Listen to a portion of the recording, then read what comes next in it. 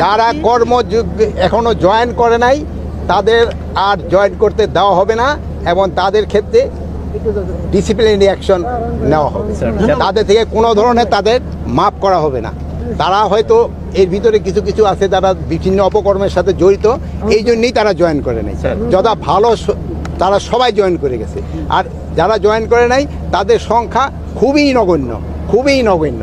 আপনারা এই অনেক সময় বলে এত বাট সংখ্যা খুবই নগণ্য, বাট এরা বিভিন্ন দুষ্কর্মের সাথে জড়িত, এই জন্যই তারা জয়েন করে নাই। এদের যদি পারেন আপনারাও আমাদের কাছে ধরিয়ে দেন। এই সুবিধাটা ভোগ করবে জনগণ। এই ম্যাজিস্ট্রেট পাওয়ার দেওয়া হয়েছে জনগণের সুবিধার্থে। যেহেতু আপনারা দেখছেন সেনাবাহিনী অনেক দিন যাবতেই কিন্তু মাঠে আছে, মানে তাদের তো একটা ক্ষমতার ভিতরে কাজ করতে হবে।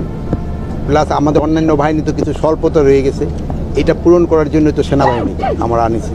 যেমন এই যে ম্যাজিস্ট্রেট পাওয়ারটা, এইটার সুবিধাটা ভোগ করবে বাংলার জনগণ। যারা এখনো জয়েন করে নাই তাদের আর জয়েন করতে দেওয়া হবে না এবং তাদের ক্ষেত্রে ডিসিপ্লিনারি অ্যাকশন নেওয়া হবে। তাদের থেকে কোনো ধরনের তাদের মাফ করা হবে না।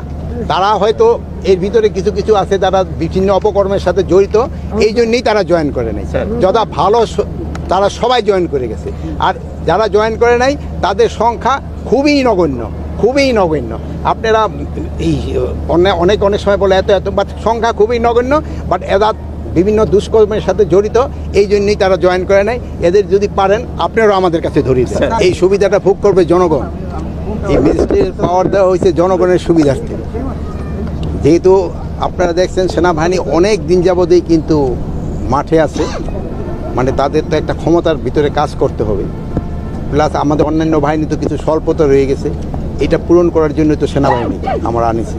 যেমন এই যে ম্যাজিস্ট্রেট পাওয়ারটা, এইটার সুবিধাটা ভোগ করবে বাংলার জনগণ।